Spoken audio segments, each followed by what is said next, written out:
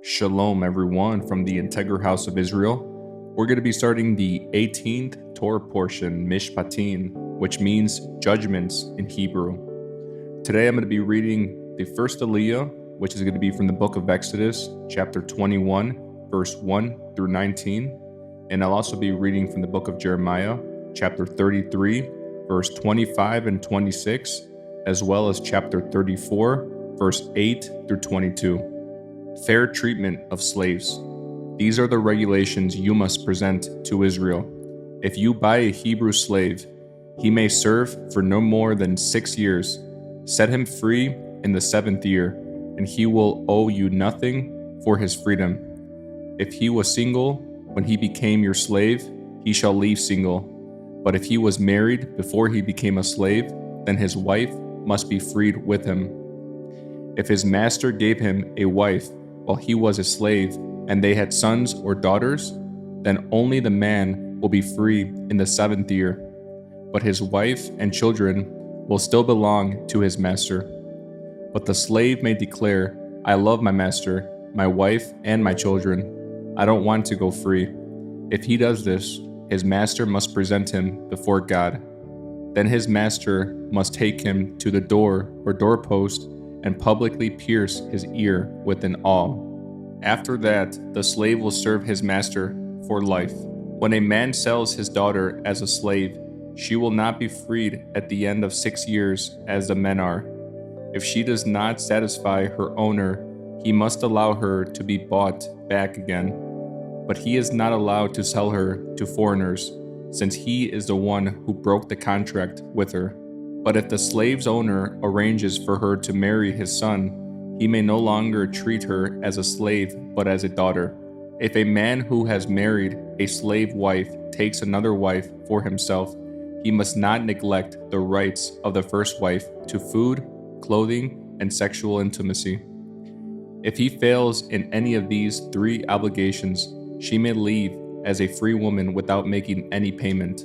Cases of personal inquiry. Anyone who assaults and kills another person must be put to death. But if it was simply an accident permitted by God, I will appoint a place of refuge where the slayer can run for safety. However, if someone deliberately kills another person, then the slayer must be dragged even from my altar and be put to death. Anyone who strikes father or mother must be put to death. Kidnappers must be put to death, whether they are caught in possession or their victims, or have already sold them as slaves. Anyone who dishonors father or mother must be put to death. Now suppose 2 men quarrel, and one hits the other with a stone or fist, and the injured person does not die, but is confined to bed. If he is later able to walk outside again, even with a crutch, the assailant will not be punished, but must compensate his victim for lost wages and provide him with full recovery. Next, I'll be reading from the book of Jeremiah, chapter 33, verse 25 through 26. But this is what the Lord says: I would no more reject my people than I would change my laws that govern night and day, earth and sky. I will never abandon the descendants of Jacob or David, my servant, or change the plan that David's descendants will rule the descendants of Abraham, Isaac, and Jacob. Instead, I will restore them to their land and have mercy on them. Chapter 34, verse 8 through 22. Freedom of Hebrew slaves. This message came to Jeremiah from the Lord after King Zedekiah made a covenant with the people, proclaiming freedom for the slaves. He had ordered all the people to free their Hebrew slaves, both men and women. No one was to keep a fellow Judean in bondage. The officials and all the people had obeyed the king's command, but later they changed their minds. They took back the men and women they had freed, forcing them to be slaves again. So the Lord gave them this message through Jeremiah.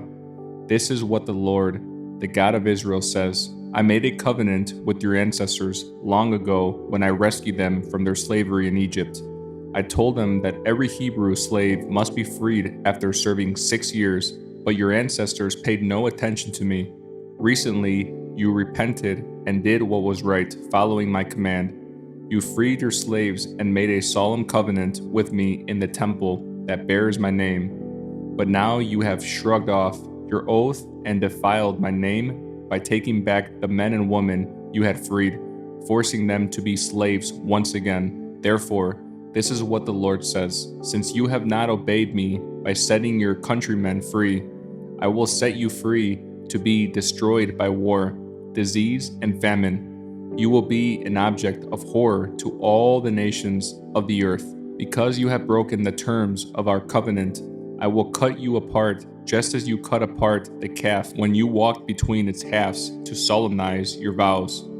Yes, I will cut you apart, whether you are officials of Judah or Jerusalem, court officials, priests, or common people, for you have broken your oath. I will give you to your enemies, and they will kill you. Your bodies will be food for the vultures and wild animals. I will hand over King Zedekiah of Judah and his officials to the army of the king of Babylon, and although they have left Jerusalem for a while, I will call the Babylonian armies back again. They will fight against the city and will capture it and burn it down. I will see to it that all the towns of Judah are destroyed, with no one living there.